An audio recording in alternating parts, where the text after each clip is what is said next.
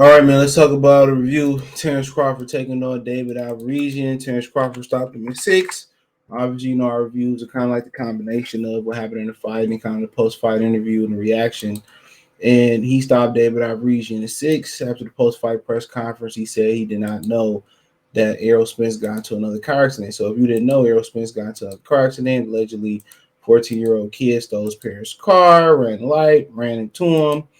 Accident looked real bad, but he was okay. Good for him. Sometimes you don't know if you're okay. Sometimes you got injuries that come a little bit later when you wake up, whatever, adrenaline, kind of keep you from not, knowing, all right, sometimes. So, but for the most part, he said he don't know what his next move is. It might have been his last fight in Omaha. You just never know about these things. And he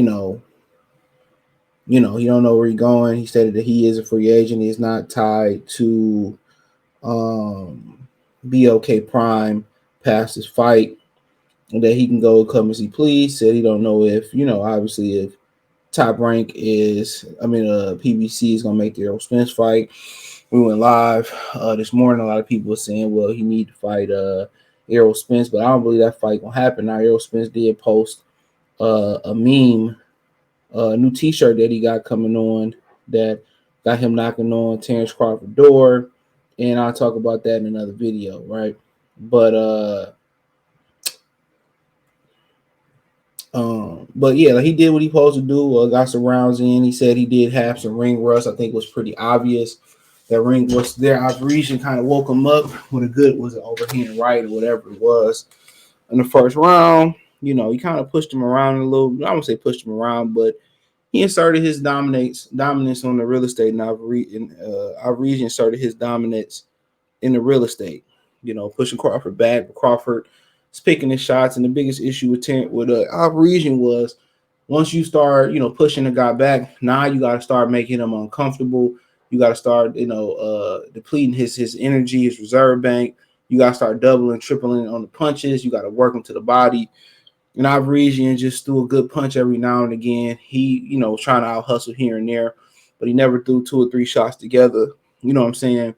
Never went to consistently Terence Crawford body. He was looking for one or 2 big shots, and ultimately that was his downfall.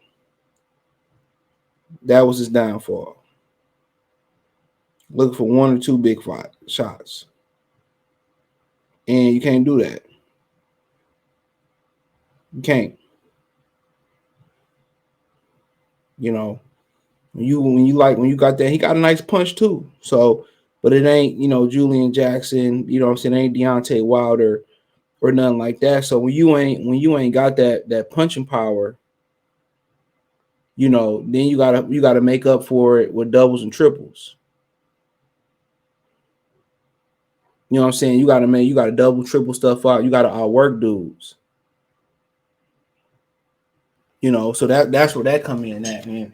The pressure fighters who maybe didn't have the most hydrogen in their hands or nothing like that, they all knew that. They all knew they had to out hustle, had to out heart their opponent and all that type of stuff. So, David Avanesyan, he missed that memo. Yeah, he missed that memo. So, but nonetheless, Terence Crawford, he was able to, operate like a surgeon under distress. He was able to knock the rust off. Like he said, he had some rust in there. He was able to knock that rust off. And, ultimately, I think about the 3rd or 4th round, it looked like at the end of the round, he was starting to step it up. But Avanesyan still looked pretty fresh. You know what I'm saying? And, I think he just outworked Avanesyan. I think it was the body work. He was doing the things that David Avanesyan should have been doing. Body work, wearing his opponents out, putting punches together, punches in bunches. And, he should be doing those type of things. And he just wasn't doing it. So ultimately, Terence Crawford did what he needed to do. Finish it off with a highlight reel, left uppercut, right hook combination. It's not a combination in which people throw. in this generation anymore. Um, you know, so he started noticing, like, kind of fourth, fifth round, he started kind of picking up the uppercut. He started doing 3, 4 at a time in a row. You got Avanesyan hunched over. You know what I'm saying? Um, the body shots kind of opened him up. The jab, you know what I'm saying? The jab, he was jabbing, jabbing, jabbing, jabbing, jabbing, jabbing.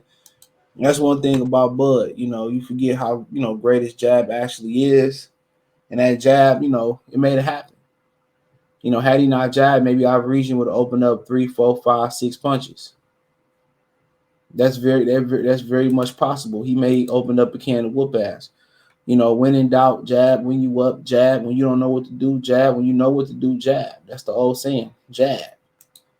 It's the most basic and fundamental punch in boxing, but it's one of the most underused punches in boxing. And he picked it up. And that's kind of what gave Avanesyan a hard time. Sometimes a simple jab could change everything around for a fighter. And you kind of see that with Teofimo Lopez. A simple jab could have turned everything around for Teofimo Lopez. Versus Sandor Martin. A jab could have changed the whole fight around. Could have been different between a debatable and in a knockout or a clear victory. That's what it could have been. That could have been a difference. And it's just, it's that, sometimes it's, boxing is a game of inches. Just like they say football is a game, and so is boxing.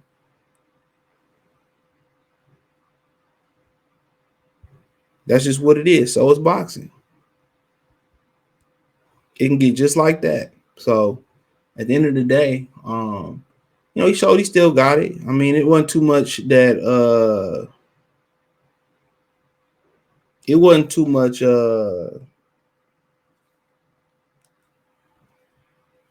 that he was going to be able to prove versus Avanesyan.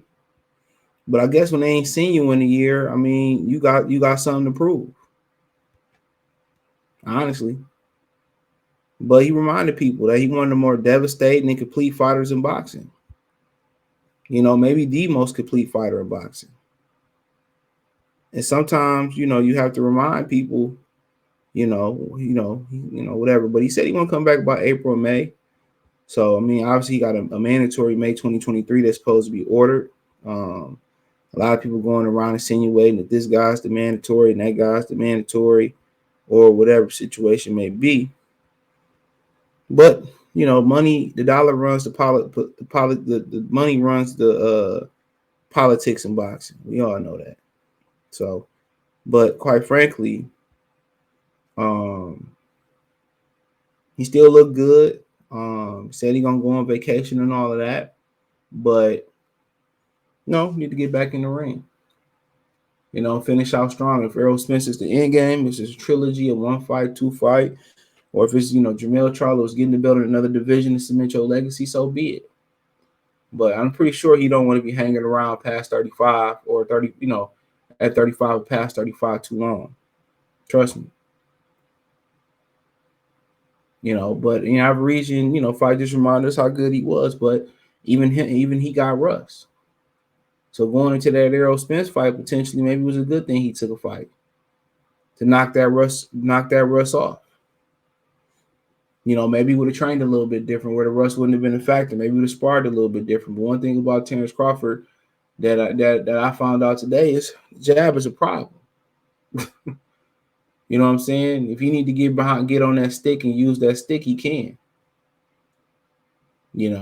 So jab is a problem. Avanesyan, had he not got knocked out like that, his stock was going up. He was a game opponent. Chin tuck, hands up. To me, he just should have been doubling, tripling shit up. But then again, I wasn't the one in there getting hit with them shots to the body. The Bud just took his time. And when somebody can take pressure like that and they can pick you apart, with pressure like that, he good under pressure. But I'm gonna take my chances with me pressuring him, than him, stepping to me. I'm gonna take my chances with that. So if I'm getting in the ring with him, I'm still gonna press him. But the thing about him is he able to generate leverage, even moving backwards. He one of them special fighters, him and Wilder able to generate leverage off platform that's moving forward, if that's moving, backwards, moving side to side, they're able to generate that power regardless. So that's kind of the real scary thing about them. But like I said before, excellent fight. Post fight interview he talked, and obviously, he said he ain't got to speak on the Errol Spence fight too much no more. Everybody pretty much know where he stand at and wanting to fight, and that's what he want to do. So, but at the end of the day, sometimes you at peace with some certain things. If they really wanted, Bud to be with PBC, and they would have set up this type of fight for him. Not saying they should have paid him what BLK Prime paid him, but they should have set up this type. They could have set up this type of fight for him to keep him warm, and they didn't. So at the end of the day, I'm gonna get to the Errol Spence rumor and all that stuff. So, but yeah, I appreciate y'all for tapping in. Check out the fight reaction playlist. Appreciate everybody that watched it live last night. If you didn't watch it, it should be up on all streaming platform, all my podcast streaming platforms. You can still watch it on YouTube. You got a YouTube Premium. You can listen on YouTube Premium. In addition to that, you can look at hit the link tree. You can find me on Twitch, Twitter, Instagram, Spotify, Anchor, Cash App, Venmo, PayPal, Amazon Music, Google Podcasts, Spotify, Apple Podcasts, Stitcher, a host of others. If I have one that if you got an idea for a podcast that I don't already have, let me know, and I'll try to add the platform, podcast platform, to the bunch. So I appreciate y'all for supporting the channel. Check out the Welterweight Box News playlist. Hit the link tree. Find me on Twitch, Twitter, Instagram, Spotify, Anchor, Cash App, Venmo, PayPal, Apple Podcasts, Google Podcasts, the whole nine. Appreciate the love and support. Peace.